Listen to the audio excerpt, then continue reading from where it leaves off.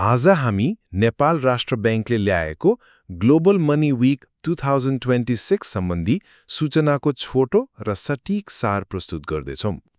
खासमा बालबालिका र युवाहरूमा वित्तीय ज्ञान विकास गर्ने यो विश्वव्यापी अभियानले सानै उमेरदेखि पैसाको व्यवस्थापन सिक्नु किन यति धेरै जरुरी छ भन्ने कुरा मज्जाले प्रश्न पार्छ।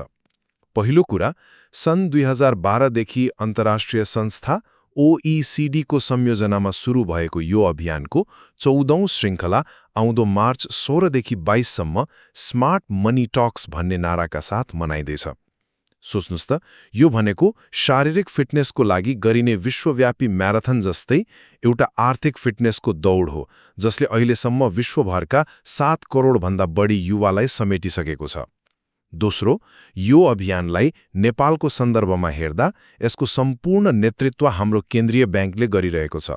तर यहाँनेर एउटा गहिरो प्रश्न उठ्छ है, के हाम्रा बैंकहरूले यो स्मार्ट मनी टक्सलाई साच्चीकै बालबालिकाले बुझ्ने रमाइलो भाषामा बुझाउन सक्लान्, कि यो फेरि उही झन्झटिलो बैंकिङ शब्दावलीमै सीमित रहला?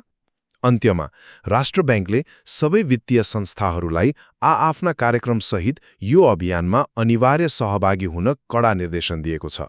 यो एउटा सामान्य सूचना मात्र होइन, बैंकहरूका लागि ठ्याक्कै एउटा होमवर्क जस्तै हो, किनकि अब पैसाको कारोबार मात्र गरेर पुग्दैन, नयाँ पुस्तालाई सिकाउने बेला पनि आयो नि। सारमा भन्नुपर्दा, ग्लोबल मनी वीक 2026 आउँदो पुस्तालाई आर्थिक रूपमा स्मार्ट बनाउन सम्पूर्ण वित्तीय क्षेत्रलाई एकताबद्ध गर्ने एउटा अनिवार्य शैक्षिक अभियान हो।